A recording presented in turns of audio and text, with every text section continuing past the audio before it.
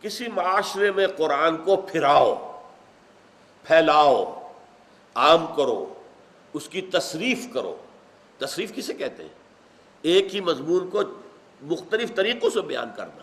کذالک نصرف الآیات، وہی آیت ہے بدل کر آ رہی ہے، اس کی الفاظ کچھ بدل گئے ہیں، اس کی کوئی ترتیب بدل گئی ہے۔ اگر ایک ترتیب سے لوگوں کی بات سمجھ میں نہیں آ رہی، شاید دوسری ترتیب سے سمجھ میں آ جائے۔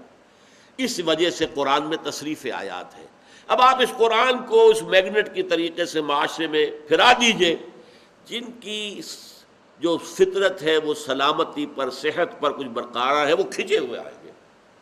تو ان کو کھینچ لینا، انہیں اٹریکٹ کرنا، یہ پہلا کام ہے تلاوت آیات کے نتیجے میں۔ روحیں کھنچی آئیں گی۔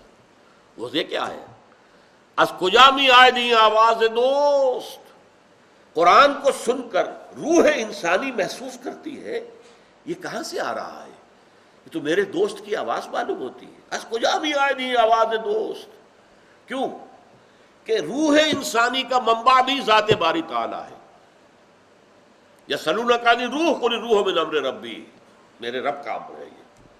اور قرآن کا منبع اور سرچشمہ کہاں سے آ رہا ہے؟ قرآن ذات باری تعالیٰ کا کلام ہے، یہ بھی تو وہیں سے صادر ہوا ہے۔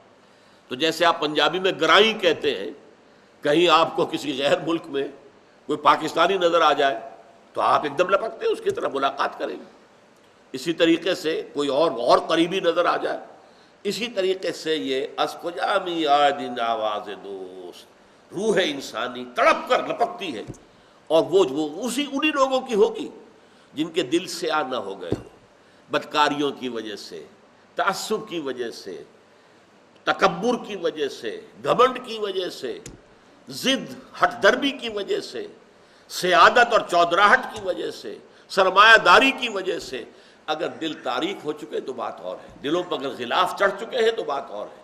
لیکن اگر ایسا نہیں ہے، ابھی دل جو ہے اپنی سلامتی پر برقرار ہیں، تو وہ کھنچائے۔